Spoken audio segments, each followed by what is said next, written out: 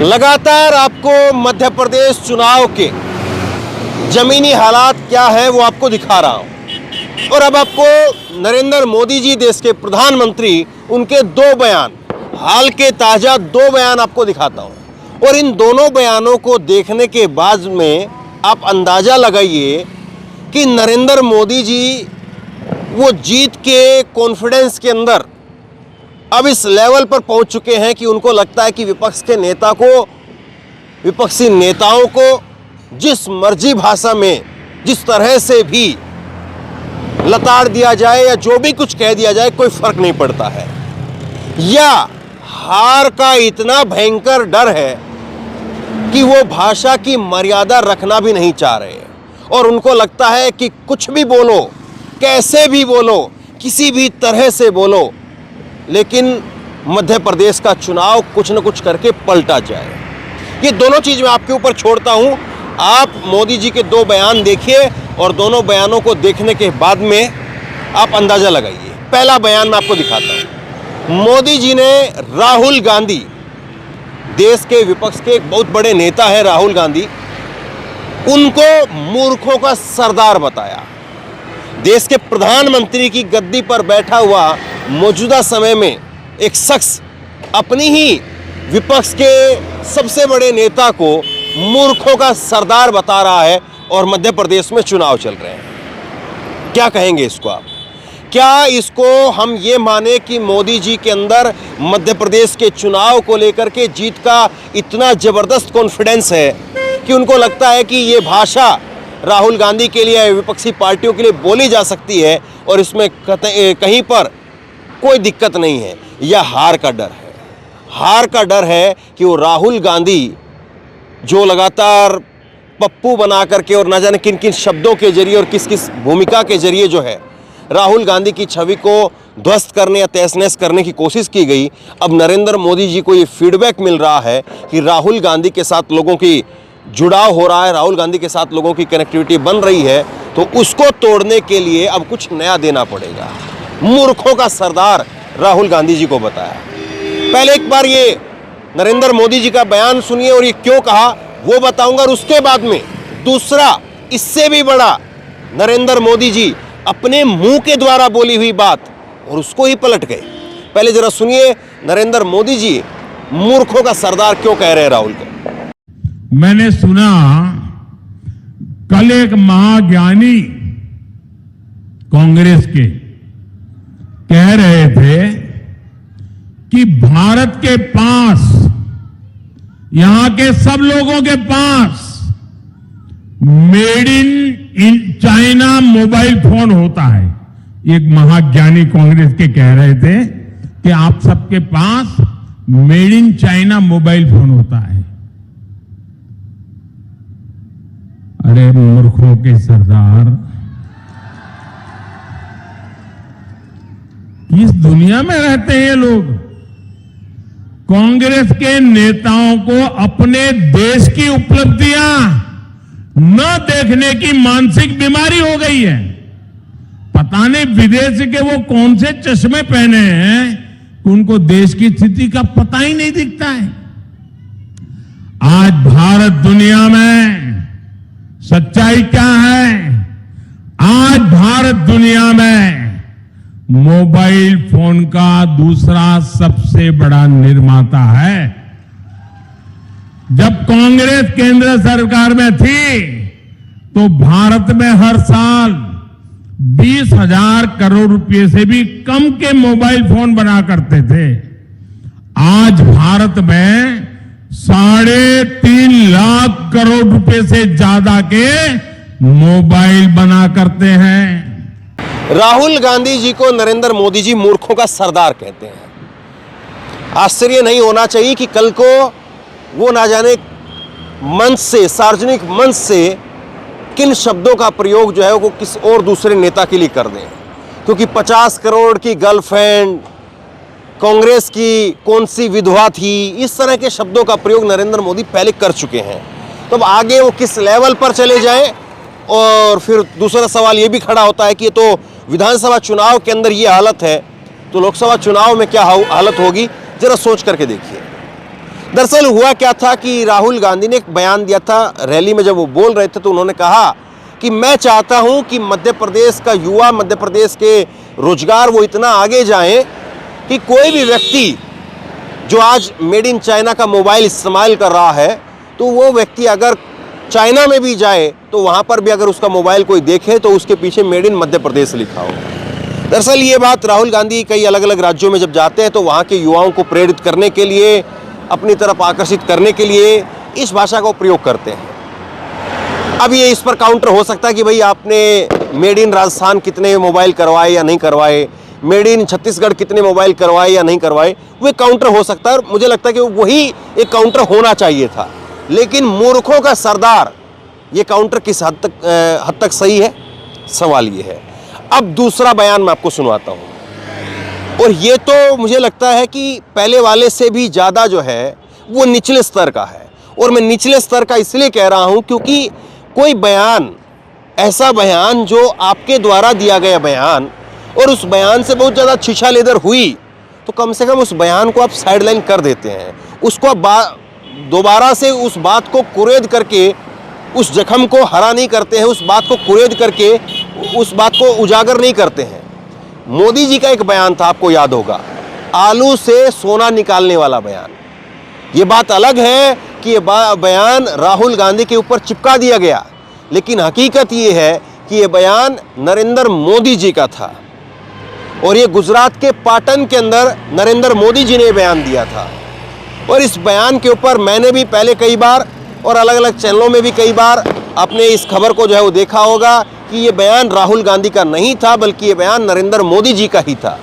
लेकिन मोदी साहब तो ठहरे, मोदी साहब ने इस बयान को दोबारा से कल मध्य प्रदेश के अंदर कह दिया कि कांग्रेस जीत के लिए कोई भी वादा कर सकती है और ये आपको आलू से सोना निकालने वाली बात भी बता सकते हैं। मतलब कि जो बयान नरेंद्र मोदी का था ये पूरा जगजाहिर हो चुका। उस बयान पर शर्मिंदगी जताने के लिए कि अपना एक बयान था और हमारी आईटी सेल ने गलत तरीके से हमारी विपक्ष के नेता की छवि को धूमिल करने का काम किया है, उस बयान को कम से कम देश के प्रधानमंत्री के पद पर बैठे हुए व्यक्ति के द्वारा दोबारा से कुरेदना कितना सही है। और मैं बार बार इस बात को हर जगह पर कहता हूं कि प्रधानमंत्री के पद पर, क्योंकि उस पद की गरिमा होती है। नरेंद्र मोदी जी बीजेपी के नेता होते तो ठीक है, समझ में आता है कि वो जो बयान दे वो दे सकते हैं, लेकिन प्रधानमंत्री के पद पर बैठना और उसके बाद में कुछ बोलना, उसके मायने होने चाहिए। अब जरा सुनिए, पहले मैं आपको सुनाता हूं नरेंद्र मोदी जी ने कल मध्य प्रदेश में राहुल गांधी को लेकर के आलू से सोना निकालने वाला बयान दिया है और फिर उसके बाद में एक बार फिर से आपको दिखाऊंगा कि ये बयान मोदी जी का था, राहुल गांधी का नहीं। पहले सुनिए जरा नरेंद्र मोदी क्या कह रहे हैं। कांग्रेस मध्य प्रदेश के लोगों को सोने का महल बनाने का भी वादा कर सकती है। अब ये सोना कौन सा लाएंगे? आलू वाला? कोई भरोसा नहीं। सोने का महल देंगे और फिर कहेंगे आलू से सोना निकालूंगा तब बनाऊंगा। लेकिन सत्ता मिलते ही कांग्रेस आपको भूलकर लूट का कारोबार शुरू कर देगी। इसलिए मध्य प्रदेश के लोगों को, नौजवानों को पहली बार वोट डालने जा रहे युवाओं को बहुत सतर्क रहने की जरूरत है। गजब बात यह है कि कम से कम राजनीति के अंदर इतनी सूचिता तो होनी चाहिए कि हम अपने प्रतिद्वंदी की अगर इज्जत नहीं कर सकते तो कम से कम इस तरह से अपने प्रतिद्वंदी के लिए शब्दों को गढ़ा नहीं जाना चाहिए। लेकिन मौजूदा राजनीति के अंदर ऐसा लगता है कि राजनीति जितने ज़्यादा निचले स्तर पर ना पहुंचे उतना कम है। अब प्रधानमंत्री जी का ये बयान ही आप देख लीजिए। अब मैं आपको सुनाता हूं राहुल गांधी जी का वो पूरा बयान था क्या। जिसको लेकर के नरेंद्र मोदी ने ये बात आज कही है। और फिर उसके बाद में मैं आपको सुनाऊंगा कि पाटन में उस वक्त में नरेंद्र मोदी जी ने हकीकत में जो बयान दिया था वो क्या था। लेकिन पहले आप राहुल गांधी वो कह रहे हैं कि नरेंद्र मोदी जी ने कहा था कि पीछे से आलू डालो और आगे से सोना निकालो, और ये शब्द मेरे नहीं हैं, ये नरेंद्र मोदी जी के शब्द हैं, ये राहुल ने कहा था। लेकिन आईटी सेल ने पीछे वाली बात को कट किया और आगे वाले हिस्से को उड़ा करके वायरल कर दिया। सुनिए। आलू के किसानों को कहा ऐसी मशीन लगाऊंगा, इस साइड से आलू घुसेगा, उस साइड से सोना निकलेगा।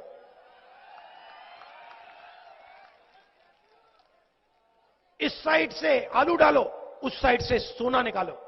इतना पैसा बनेगा, आपको पता नहीं होगा क्या करना है पैसे का। मेरे शब्द नहीं है, नरेंद्र मोदी जी के शब्द हैं। आपने राहुल गांधी का ये बयान सुना।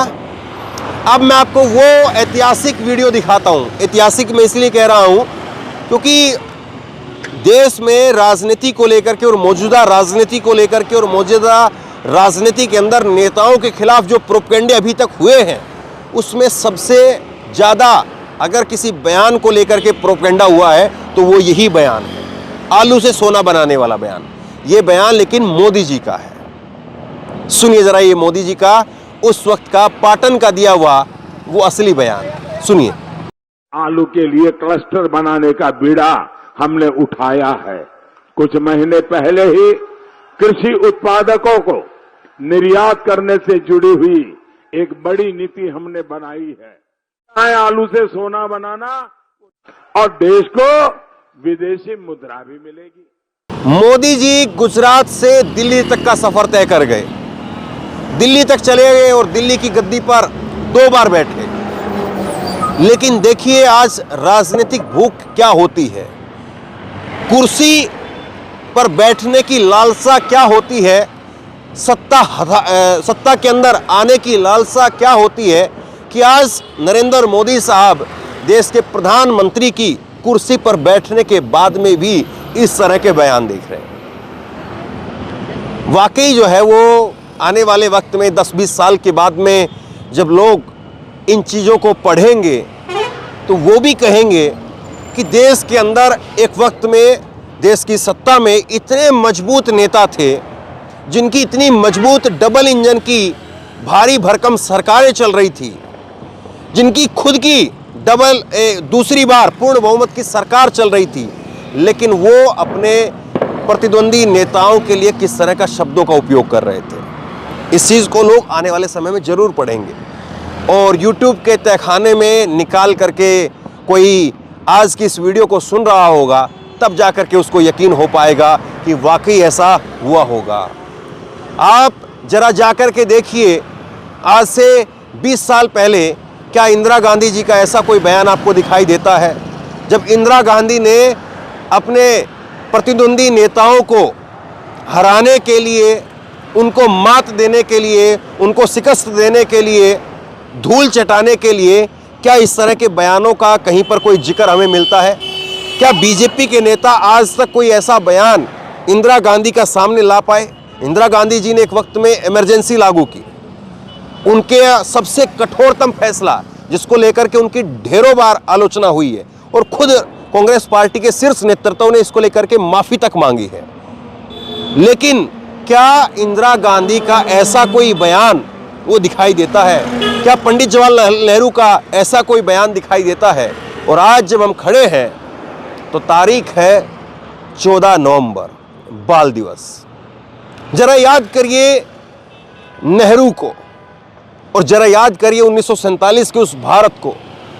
आज नरेंद्र मोदी जी के सामने एक विपक्ष है, उस वक्त में नेहरू के सामने कोई नहीं था। अगर नेहरू उस वक्त में आज जिस लेवल पर, जिस तरह से नरेंद्र मोदी अपने आप को, अपनी राजनीति को, अपनी पार्टी को जिस तरह से और जिस तरीके से आगे बढ़ाने की कोशिश कर रहे हैं, अगर नेहरू ने वो कोशिश की होती तो सोचिए क्या आज वाकई हम और आप यहाँ पर खड़े होकर के बात कर रहे होते। और ये राजनीतिक तौर पर साइड लेने वाली बात नहीं है, बीजेपी के नेता इस बात को मानते हैं। अटल बिहारी वाजपेयी ने एक बार नेहरू की तुलना राम से कर दी थी और गोलवालकर इसको लेकर के नाराज हो गए थे।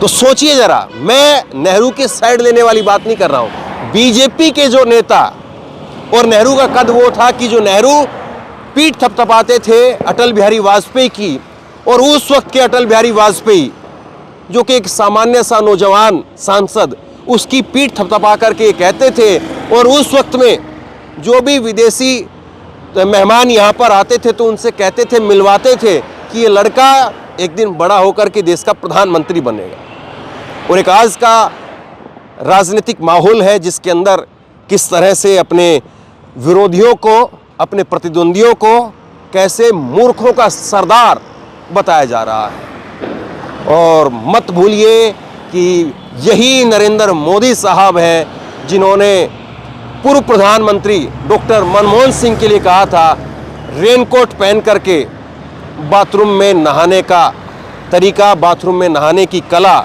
अगर किसी को आती है तो मनमोहन सिंह जी को आती है। एक नहीं, दो नहीं, सैकड़ों नरेंद्र मोदी जी के ऐसे बयान आपको देखने को मिल जाएंगे। अब सवाल यही है कि बीच चुनाव में नरेंद्र मोदी जी का ये रंग रूप दोबारा से जो देखने को मिल रहा है, उसके पीछे वजह क्या है? क्या उसके पीछे वजह यह है कि नरेंद्र मोदी जी वो मध्य प्रदेश में हार को देख करके बुखला रहे हैं? क्या नरेंद्र मोदी जी हार को देख करके और लोगों का ध्यान भटकाने के लिए चुनावी जो एक मोमेंटो बना हुआ है उसको डिरेल करने के लिए इस तरह के शब्दों का प्रयोग कर रहे हैं? या नरेंद्र मोदी जी, जैसा मैंने पहले कहा, कि जीत के कॉन्फिडेंस में उस लेवल को पार कर गए हैं कि उनको लगता है कि अब जनता सब चीज़ों को एक्सेप्ट करेगी, हर चीज़ के लिए जनता नरेंद्र मोदी के साथ में खड़े होकर के ताली बजाएगी, क्योंकि कहीं पर भी दूर दूर तक कोई टक्कर में नहीं है। अब ये तय आपको करना है। लगातार ज़मीनी माहौल आप लोग देख ही रहे हैं कि ज़मीनी माहौल किसके पक्ष में है, किस तरह से है, और वो अपने आप में ये बताने के लिए काफ़ी है, ये मोहर लगाने के लिए काफ़ी है कि नरेंद्र मोदी जी का ये बयान जीत का कॉन्फिडेंस बताता है या हार की बौखलाहट बताता है। शेयर कीजिए इस खबर को, लोगों तक पहुंचाइए, और आप क्या सोचते हैं नीचे कमेंट बॉक्स में लिख करके जरूर बताइए। और इसी तरह की तमाम खबरों के लिए ऑनलाइन न्यूज़ इंडिया को सब्सक्राइब कीजिए, साथ में जो बेल आइकन है घंटी है उसको जरूर दबाइए, ताकि जैसे कोई खबर अपलोड करें उसकी नोटिफिकेशन सीधे सबसे पहले आपको मिल सके। अगर ये वीडियो फेसबुक पर देख रहे हैं तो फेसबुक पर हमारे पेज को लाइक कीजिए, फॉलो कीजिए और इस खबर को शेयर कीजिए। बहुत बहुत धन्यवाद।